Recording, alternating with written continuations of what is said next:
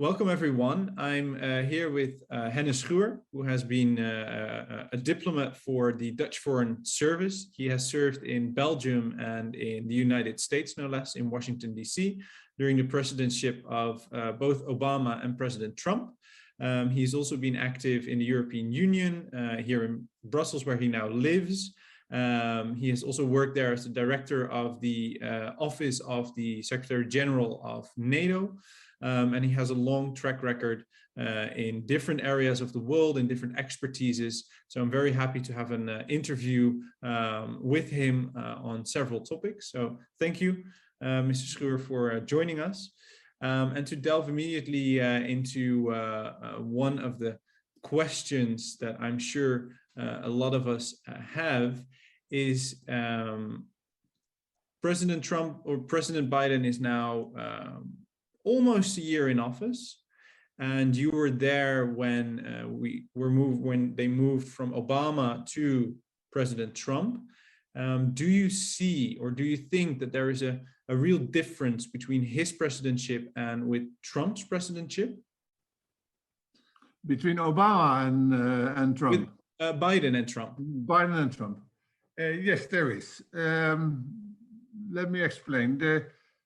I think the Biden presidency is anchored by two principles that he has, and he has formulated that on his travels. One is America is back.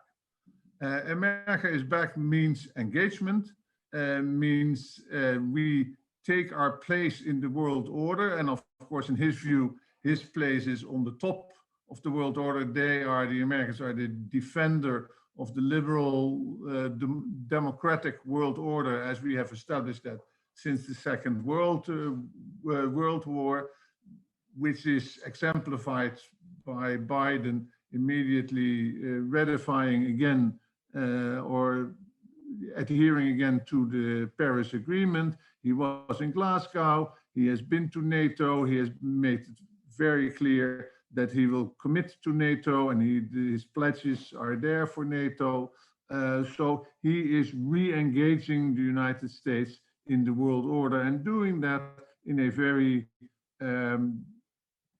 open and engaging way. He is well known in the international world. He was chairman of the Senate Foreign Relations Committee. Tony Blinken, his Secretary of State, speaks fluent French, knows Europe well, so they have a very good team in place for that re-engagement. The other headline of Biden is America first, or buy America.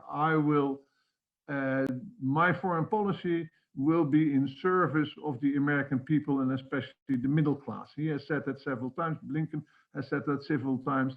And you'll find that back very much in the economic field. The economic field is a typical, in a way, democratic foreign economic policy.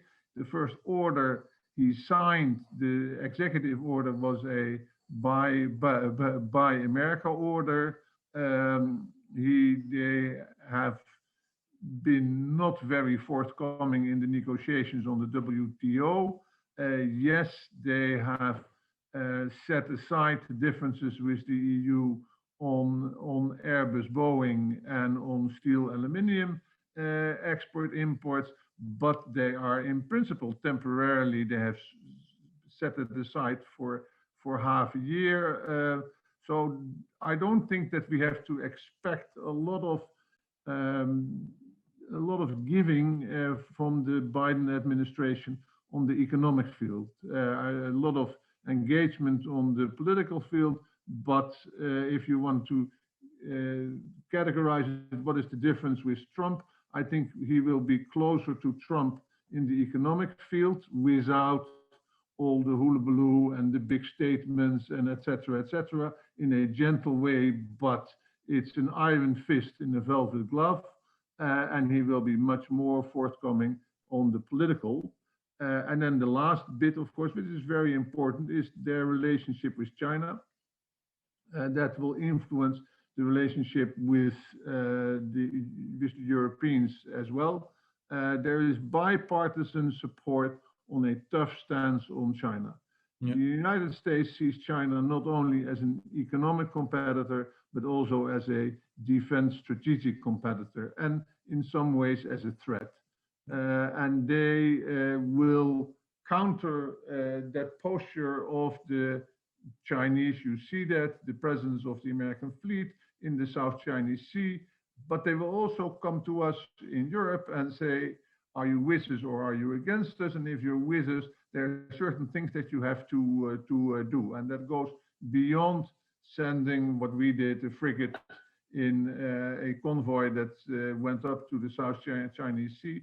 That will especially be felt in the economic sector. You have to be very careful with Chinese exports of certain goods. You cannot sell certain goods to China. You cannot allow China to take over certain firms in the European Union or in the West. And you'll see that, and they will come down very hard on us on that.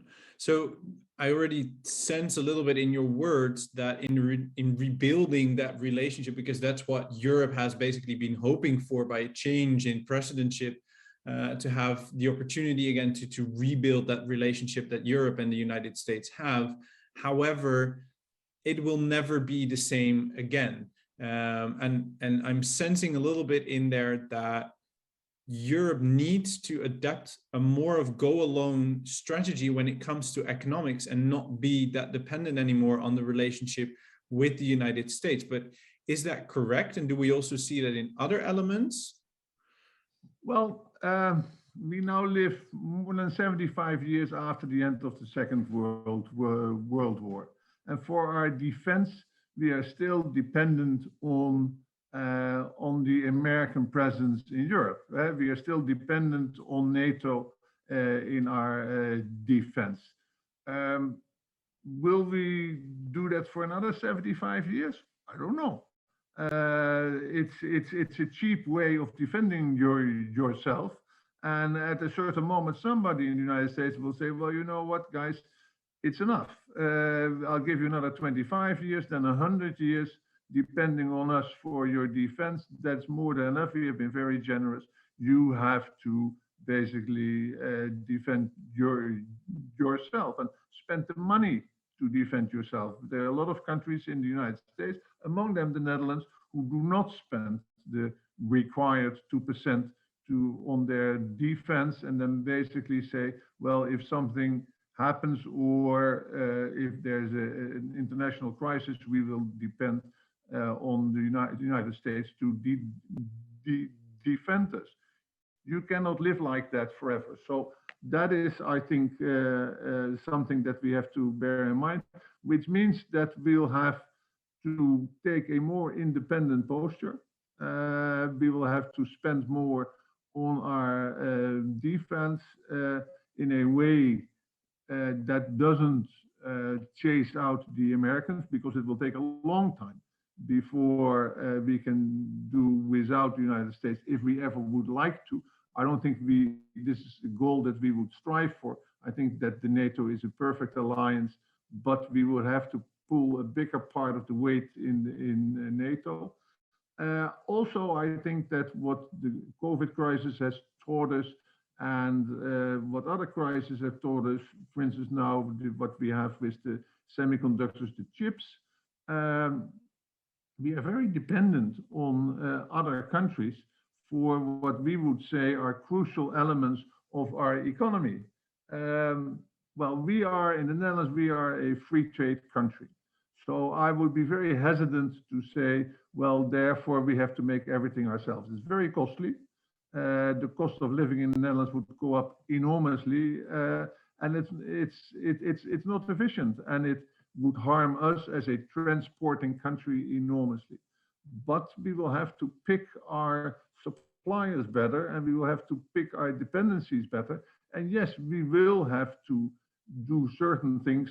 We have to make certain things ourselves, but we have to do it. Let's say I would come down somewhere in between the French, who are very much for the strategic autonomy. And if you listen to Macron, but also to Thierry Breton, the commissioner, that's very much we'll do everything ourselves. I don't think that's a good business model, and maybe a very liberal, of an overly liberal person. Biden is not even overly liberal. It's more like us, like the Swedes, the Scandinavians, the UK is a very liberal country. So somewhere in between, we will have to end up. And this then immediately touches on a subject that we, especially at the Young Diplomat, are very interested in. That's negotiations. This means that the EU will have to renegotiate or start even more active negotiations on a lot of different elements or different subjects. Now, you have some experience. You've been in Brussels. You've been in Washington. What would you say is sort of what should actors, institutions, countries watch out for when negotiating with the EU? What are the strengths of the EU when they sit down at the negotiation table? And what is necessary for a negotiation with the EU to become a success? I think what's very important is to know what the EU is and how it's built up. You have a number of institutions, the Council, who is the ultimate decision-making body. People forget that in the end, the Council takes all decisions in the EU. So it's the member states who basically sign off on everything. You have a number of delegated powers, and especially in the trade field, delegated to the Commission. But be aware what they are and where the Commission can speak with authority and where not.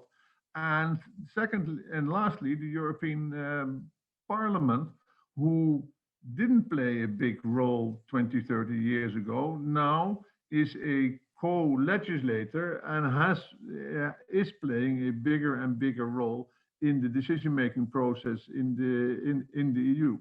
So if you negotiate with the EU, you normally negotiate with, or you always negotiate with the Commission.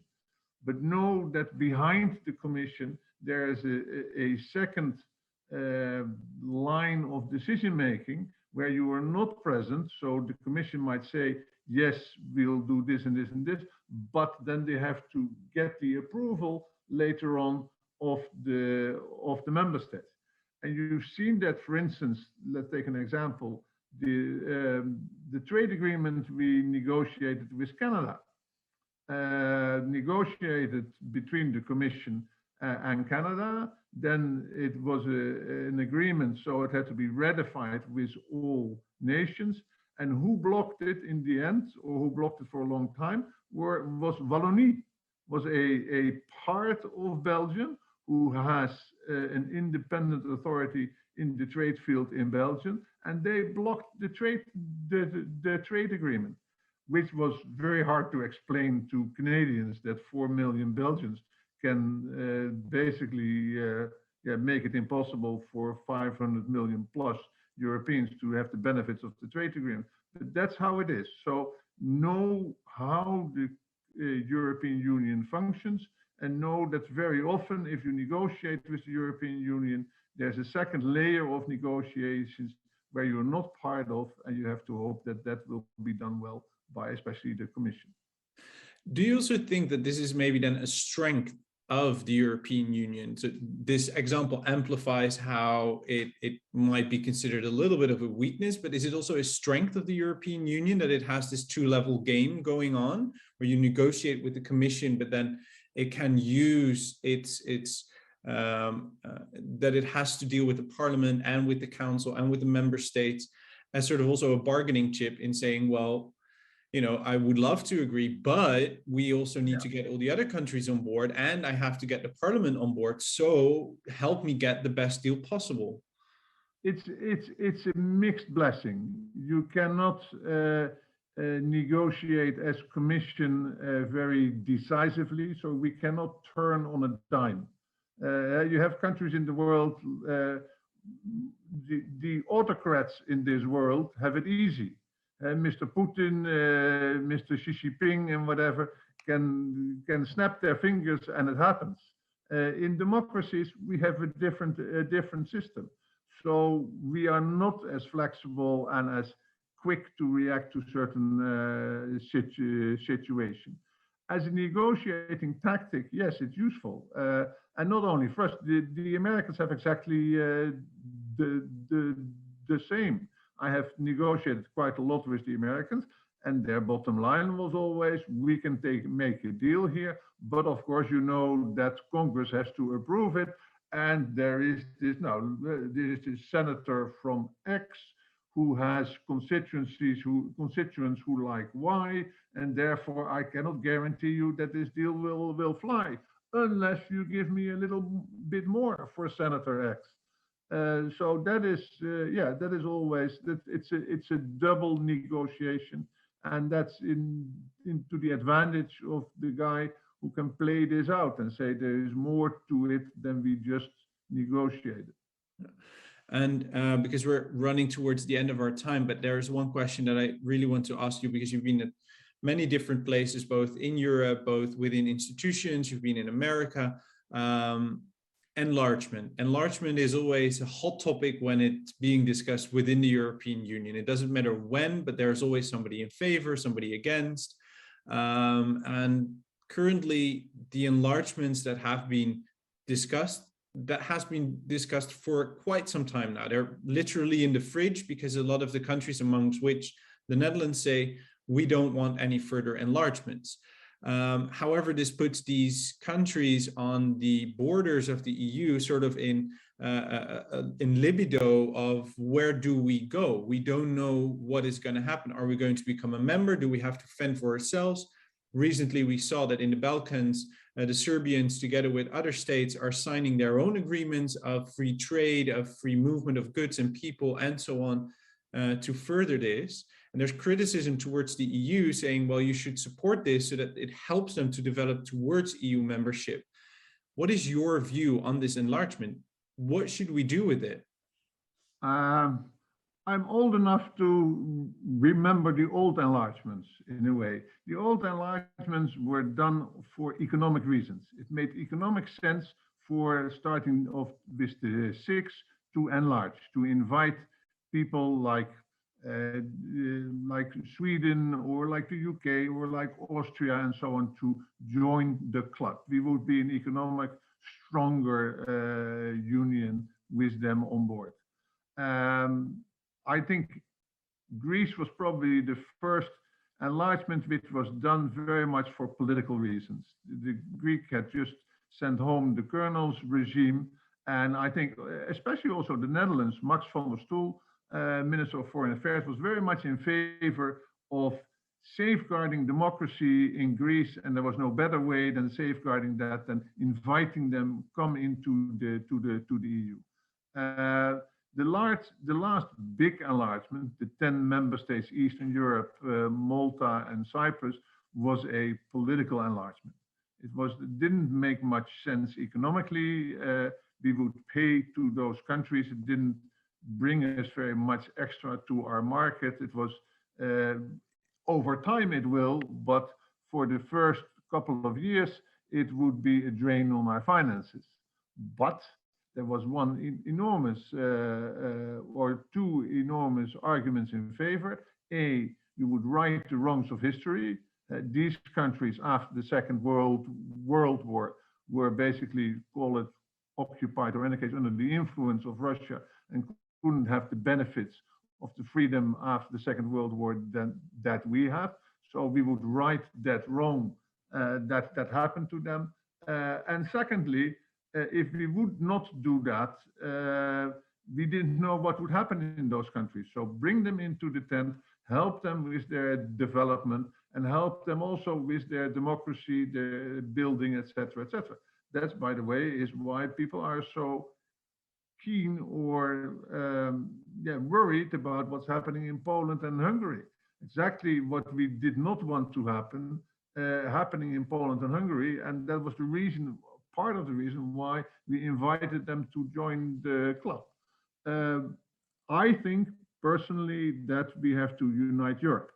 And I think that the political reason for countries like Albania, like Northern Macedonia, etc., to join the EU is tantamount. I think that they should join, and I think we should reunite Europe. Because if those countries go wrong one way or another, the costs for the other countries in Europe will be much too high. But it's very difficult to explain and very difficult to make that argument because it's an if argument. It is if this happens, and everybody says, well, it will not happen. Who knows? Who knows? You never have the full proof that it will not happen. So I would be in favor, for political reasons, to ask those countries, the European countries, to join Europe. It's a mistake that the Habsburg Empire made at the beginning of the First World War. It's going to be a small war. It's just us giving a small nudge, a slap on the wrist to Serbia on what they did, and then we will all just go about our business. But everybody got involved, and the whole thing sunk almost the whole of Europe into a depression. So I can agree on, and my personal position is also enlargement, especially for the political reasons, is a very good step. And also we cannot keep them dangling on a line forever. And what is the other option? The other option is probably getting into the influence sphere of Russia or Turkey. And is that something that the European Union wants? And look at the Chinese investments already in those parts of the world. It's not what we want. No. Thank you so much for your time, for discussing this with us. It's been very interesting. It also has given me some new ideas to think about, I hope for our viewers as well. And who knows, maybe until next time when we can discuss another subject. So thank you.